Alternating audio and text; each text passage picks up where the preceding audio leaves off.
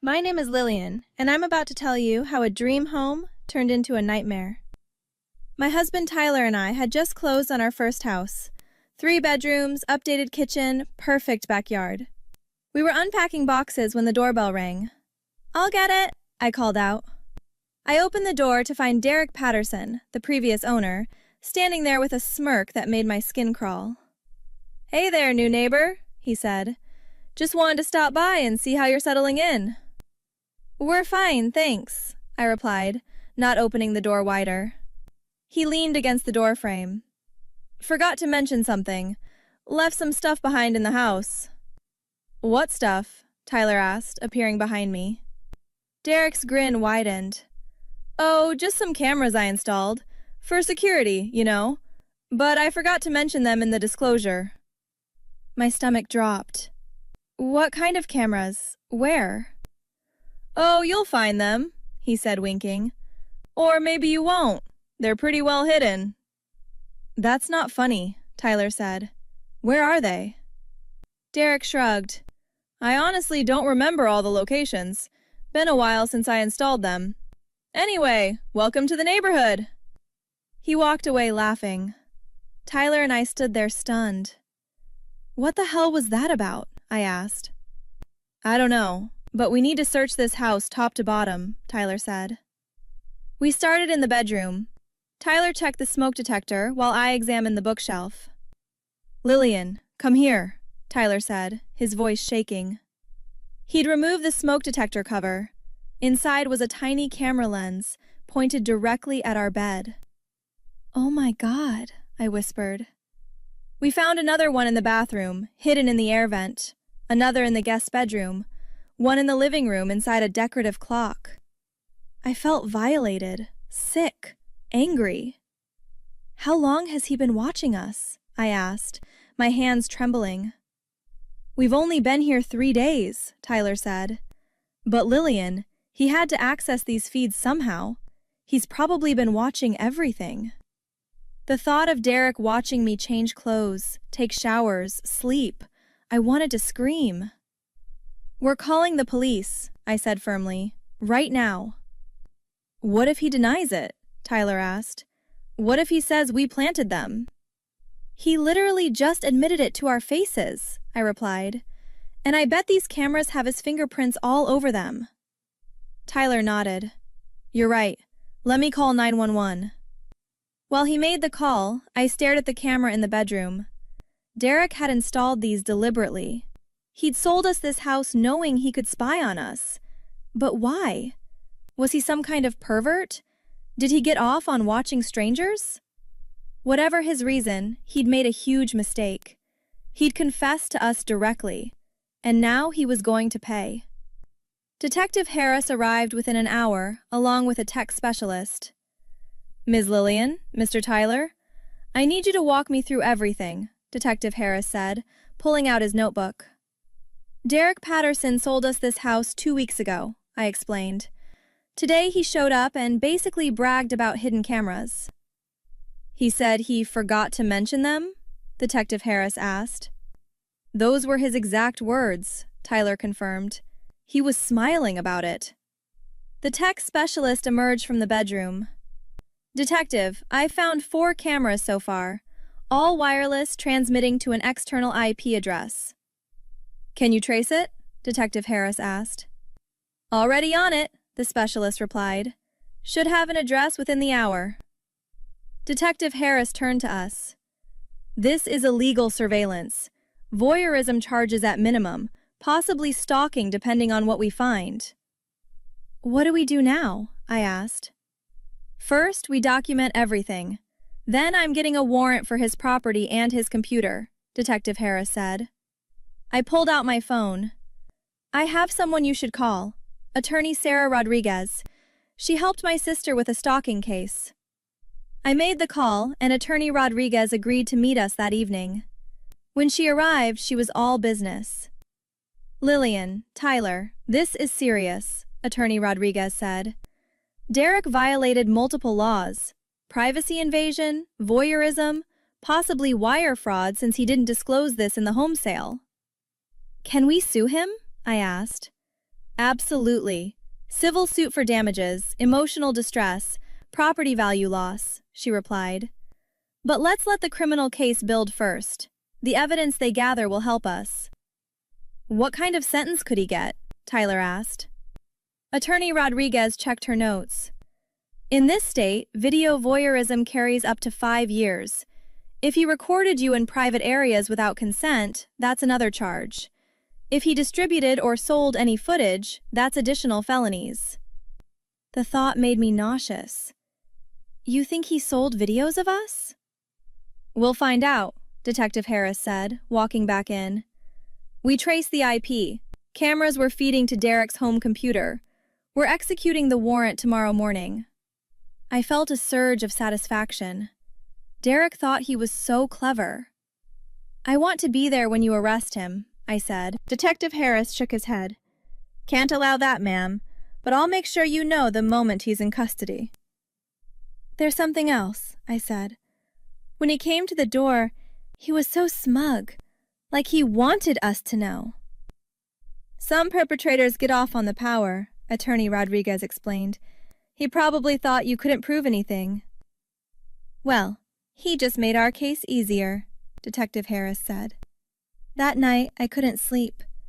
Every corner of our house felt contaminated. We're suing for enough to completely renovate, I told Tyler. New drywall, new fixtures, everything he touched. He's going to regret ever messing with us, Tyler agreed. 2 days later, Detective Harris called. We got him. Found over 200 hours of footage on his computer. Not just you, previous owners too. Oh my God, I whispered. Gets better, Detective Harris continued. He had folders labeled by room and date. This was systematic, deliberate, long-term. Derek wasn't just a creep. He was a predator, and I was going to make sure everyone knew it. The day of Derek's arraignment, Attorney Rodriguez and I sat in the courtroom gallery. Derek was led in wearing an orange jumpsuit, his smug expression finally gone. Mr. Patterson, you're charged with 12 counts of video voyeurism, invasion of privacy, and wire fraud, the prosecutor announced. Your Honor, my client maintains his innocence, Derek's public defender said weakly. The prosecutor stepped forward. Your Honor, the defendant kept surveillance footage of multiple families who purchased his former residence. He admitted to the victims that he'd installed cameras. That was a joke, Derek suddenly shouted. I was kidding around. The judge glared at him. Mr. Patterson, you'll remain silent unless addressed. We have his computer, Your Honor, the prosecutor continued. Organized folders of footage spanning 3 years. Cameras hidden in bedrooms and bathrooms. Derek's face went red. Those families are lying. They planted evidence. Mr. Patterson, one more outburst and you'll be held in contempt, Judge Thompson warned. The public defender looked defeated. Your Honor, we request bail. Denied, Judge Thompson interrupted. This defendant poses a clear danger to privacy and safety. Remanded until trial. Derek turned pale. Wait, no! I need to go home! You should have thought about that before installing cameras in people's bathrooms, the judge replied coldly. As they led Derek away, he caught my eye. The smugness was gone, replaced by panic. I smiled at him. Let him feel powerless for once. Outside the courthouse, reporters were waiting. Ms. Lillian, how do you feel about the arrest? A journalist asked. Relieved, I replied. Derek Patterson violated my privacy and the privacy of other families. I'm grateful the police acted quickly. Will you be pursuing civil action? Absolutely, I said firmly. What he did was predatory and calculated. He needs to face every possible consequence. Attorney Rodriguez stepped in. We're filing a lawsuit for damages, property devaluation, and emotional distress. Mr. Patterson will be held financially accountable. That evening, Detective Harris called with more news. Lillian, we contacted the 2 previous owners, he said. Both families had no idea they were recorded. Both are pressing charges. Good, I replied. He violated all of us. Trial's in 3 months. Prosecutor says with the evidence we have, he'll plead out. No plea deals, I said firmly. I want him in front of a jury. I want everyone to hear what he did. Attorney Rodriguez had coached me on this. Derek would try to minimize, to make it seem less serious, but I wasn't going to let him control the narrative anymore. The courtroom was packed on sentencing day. Derek had been found guilty on all counts. Judge Thompson entered and we all stood.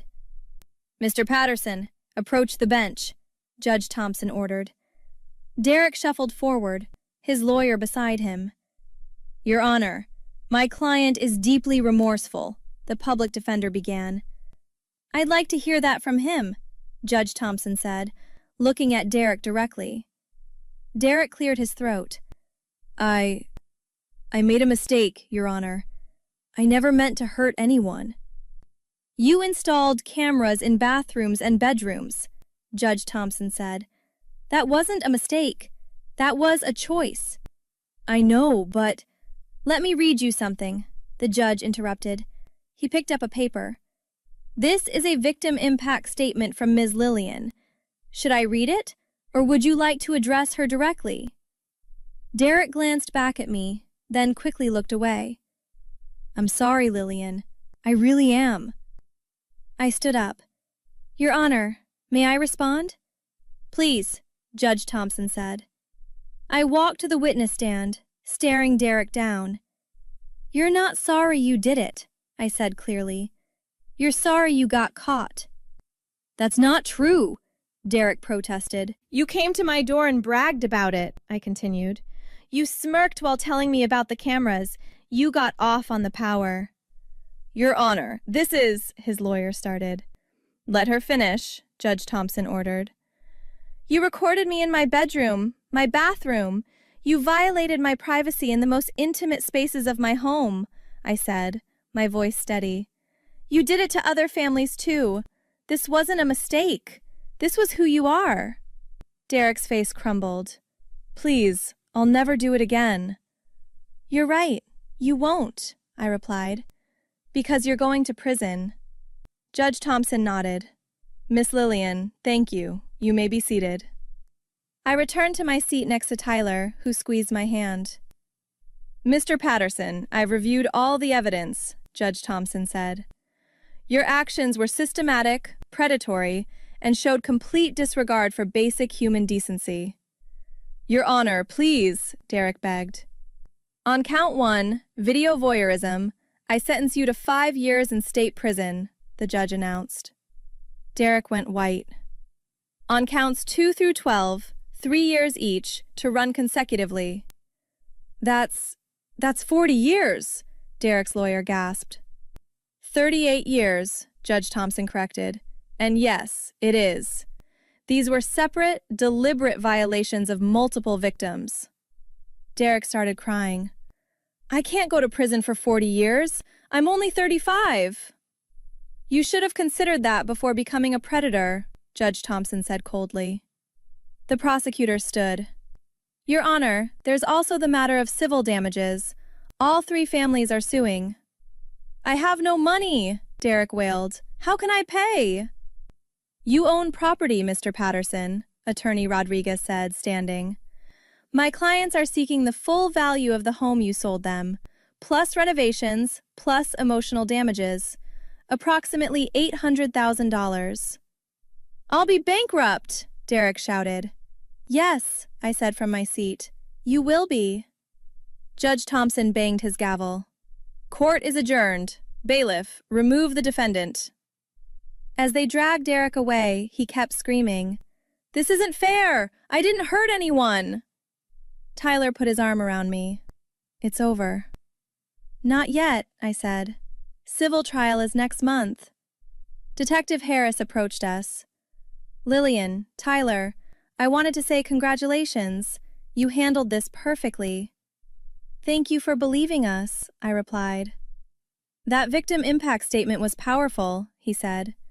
The judge quoted it twice during deliberation. Attorney Rodriguez joined us.